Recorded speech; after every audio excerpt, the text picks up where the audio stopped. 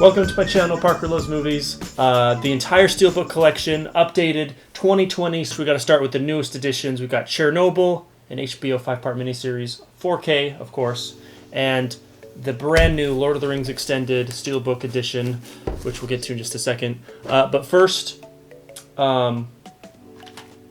Chernobyl. Obviously, we can see immediately it mimics that. What is this mimicking? You know? Oh, and the scream. The scream. And oh, Norman! Hey there, kiddo. Are you blind too? Oh yeah, you are blind. All right, but yeah, so it's mimicking the screamer, which is hilarious. They could have just taken a snapshot from the thing, but they got really creative, and I appreciate that. So props to them for going the extra mile. But yeah, Chernobyl, obviously, it's based off of a true story. Hi, sweet boy. Why are you blinking? Do you have something in your eye? Do you have something in your eye? That's no fun. Hopefully that stimulus check comes soon, and we can take Norman to the vet for the first time in a long time. He's been doing good otherwise. Anyways, where was I even?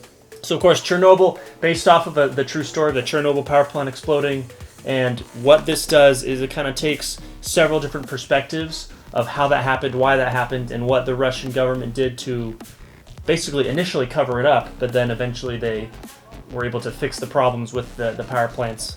It's really great. It is on HBO, so anyone who has HBO, they always have really good stuff. It was fantastic watching that on HBO, obviously, but what HBO does not offer is, as far as I'm aware, 4K and HDR. So I'm super excited to watch this again for the third or fourth time and experience the magic of 4K HDR. Super high bit rate and not that crappy streaming nonsense. Already too long. I should give up and start over. So obviously the most important thing, perhaps the greatest trilogy of all time, right here. I've been a huge fan of this forever. I've never read the books though, and I don't really care to. This is the previous one. As you can see, Norman had a little snack 10 or 11 or 12 or so years ago. This is one of my favorite collections. It's such a handsome collection, even with the dachshund, bloody remains aside. Like, look how beautiful this is. Just such high quality cardboard. So we'll just take a little comparison between the two collections. And we're just going to forget about The Hobbit for now. I wasn't a huge fan of that trilogy, so nah. So I've said in the past, I'm not a huge fan of this huge bulky tin thing because it just takes up a lot of room. Obviously, we've got the Avengers collection and the Batman collection here, just for comparison. And these ones, there's only 3, instead of 4. But let's take a look at this. My goodness, this is a beautiful looking box. It's all golden and shiny and stuff. Lord of the Rings, and then of course that's stacked. Ooh, very beautiful. For this collection, I wouldn't hesitate to just take up a whole lot of shelf space, and I wouldn't mind keeping it in this box. They're actually all very high quality, very beautiful tins.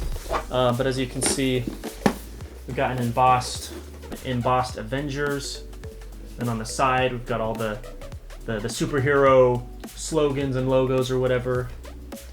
So this is actually, so it is actually a lot thinner because there's one less disc. Of course, then we got the Batman with the Gotham City panorama wraparound inside the logo, which is pretty cool. I guess that's just about it. So we'll put these back for now. And the production value, like, these actually are very high quality, but they're just too big, and I personally don't know where to put them. So they've been in my closet. Ooh-wee. Wow, that's quite nice. Oh, interesting. That is the exact same silhouette as my background. Huh. How about that? That's cool. Anyways, the first thing I noticed that they're matte textured, which I quite like.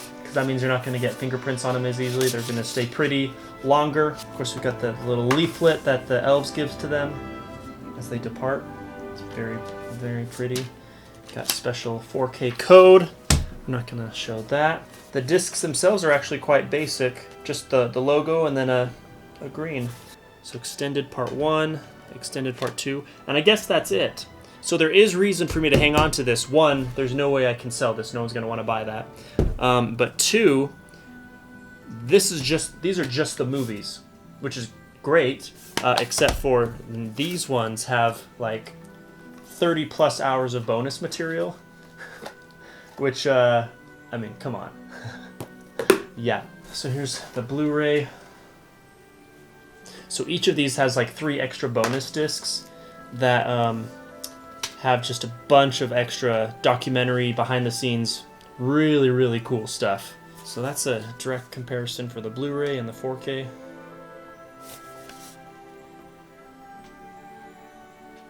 Alright, well, let's take a look at the inside. Of course, the pretty iconic scene when they're floating down on their little elven boats and they see these giant stone things. Speaking of which, so this is also HDR.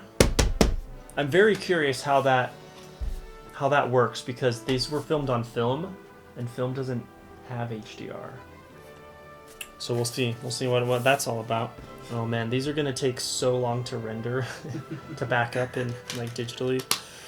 Moving on to the 2 towers. Got the Ents. The Ents just going at it. And then, are those the Rohans, whatever. And then we got the same motif, but it's red this time. One particularly breathtaking scene, which many shows have done since then, is just a faceless army of CG.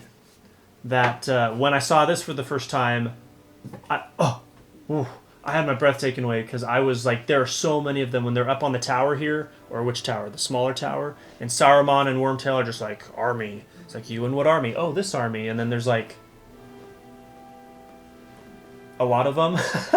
Tens of thousands. But my lord, there is no such force.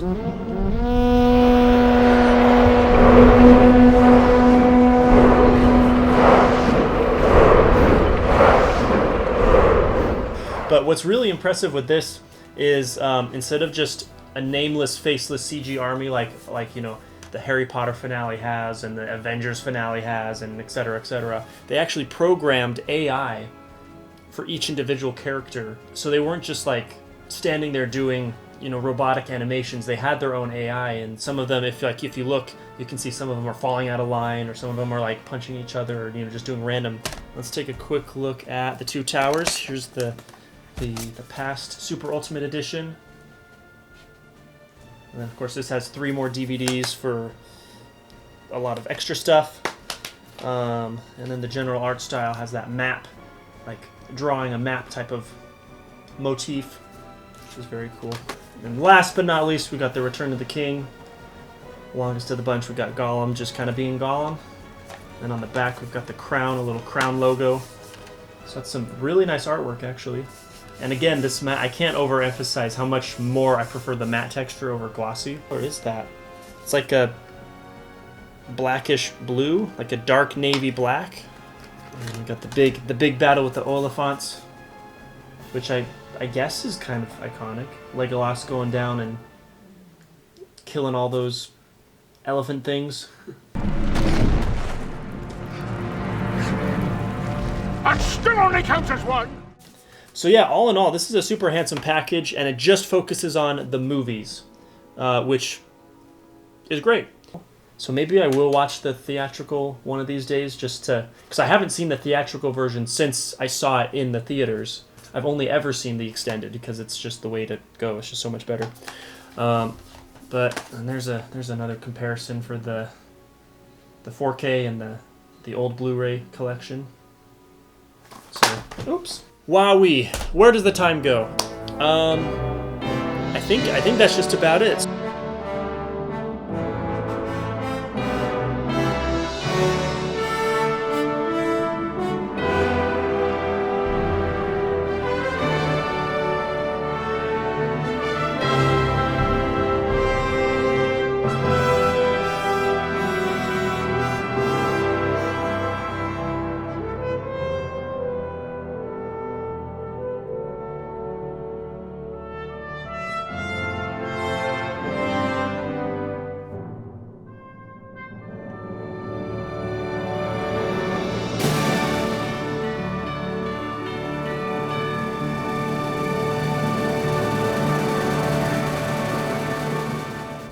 Well, all right, now that we got all that fun stuff out of the way, I wanted to just quickly show you what I do to back up my own digital files. Effectively, there's a few things you need. One, you need the hardware. You need a disk drive. In this case, I've got this Pioneer, although it only does Blu-rays and DVDs. In order to back up your 4K Blu-rays, you're going to need a 4K Ultra HD Blu-ray player. I've got both of these linked in the description below. There's a few software bits that you're going to need. One is this guy, Make MKV.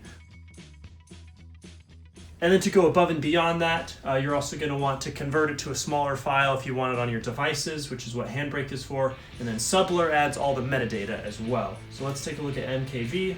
One thing you'll probably have to do is for the Ultra HD, the 4K stuff, you'll have to flash the firmware to an older version, which is what I had to do for this guy right here. I don't really know how to do that or all the technical stuff behind that, so you'll have to search all of that stuff in the Make MKV forums.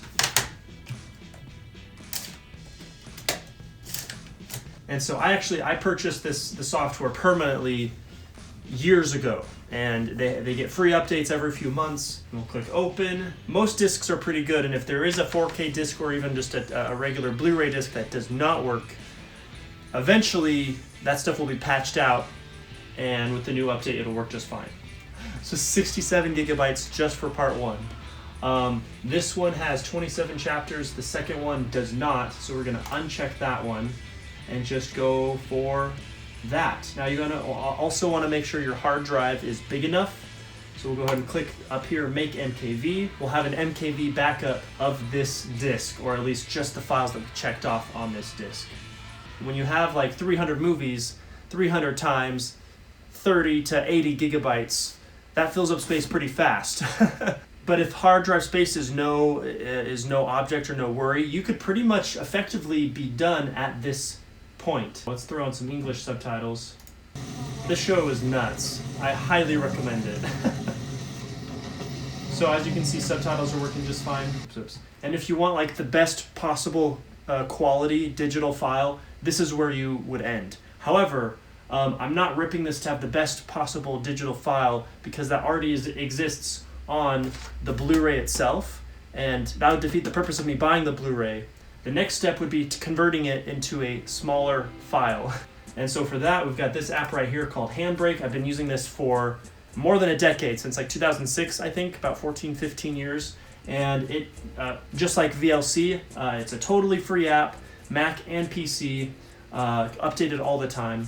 So what we'll do is open up the folder that has all the MKV files on it.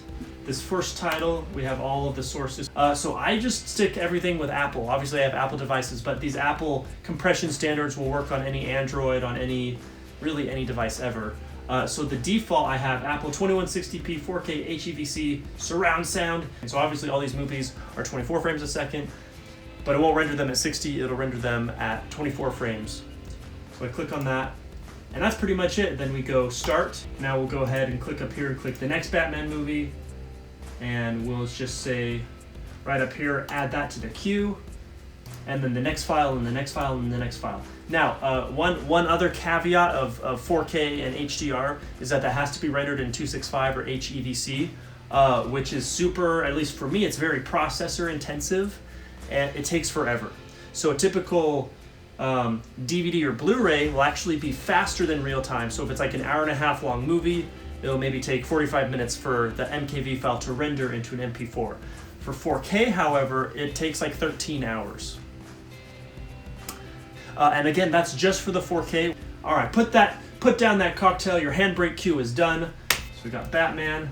All right, so we got Batman, and as we can see here, it's Rec 2020, it's 4K, 6.2 gigabytes. So that's certainly a lot smaller than 60 gigabytes, right? All right, and that effectively completes step 2. Step 2B, though, would be to bring these MP4 files and render them again with Handbrake in a smaller format. So if you have an iPod, you want to do like a 240p, or if you have any other Apple device, 720p for me is what I choose to do. You could do 1080p as well.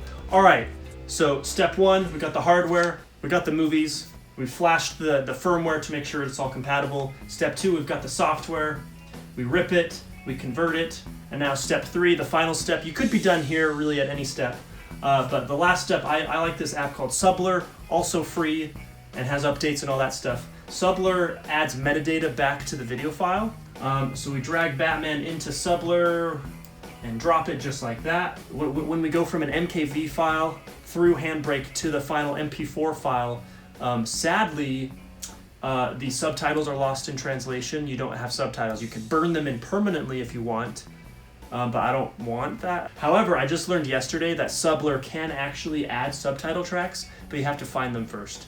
So that'll be a video for another day. We've got the name Batman. We click this little search bar right there, and we search for Batman. This one, 1989 Batman, that's obviously the one. And then add is already highlighted in orange, so enter. And then it'll think for a second and say, hey, pick a movie poster. And we'll just go with the iTunes store, Command S to save. It's usually not that, okay, there we go. It's usually not that long, but that's fine. We close it down. And now, then as you can see, out of all of these projects, we can see Batman there has the album art and all the other metadata, whereas everything else doesn't just yet. But then that's effectively it for what I like to do. I used to have everything be taken care of in the Apple TV app, but every single time it updates, that link gets broken and it wants to reset it to the internal hard drive, and that's super frustrating, and I hate Apple that they keep doing that. Like, fix it. Remember my preferences and never change it until I change it. Don't you dare change my preferences for me, but they keep doing it every single update, so it's a little frustrating. So what I do is just have purchases, anything digital from Movies Anywhere or iTunes or wherever will be on the Apple TV app, and then everything else I have a special VLC folder with all my 4K and 720p rips. But as your personal collection, a digital backup, that's what I use it for. I guess you do you, but please be legal. But yeah, that's basically it. That's how I digitize and back up my movie collection. But anyways, thank you so much for watching. If you have any questions, let me know, and we'll discuss.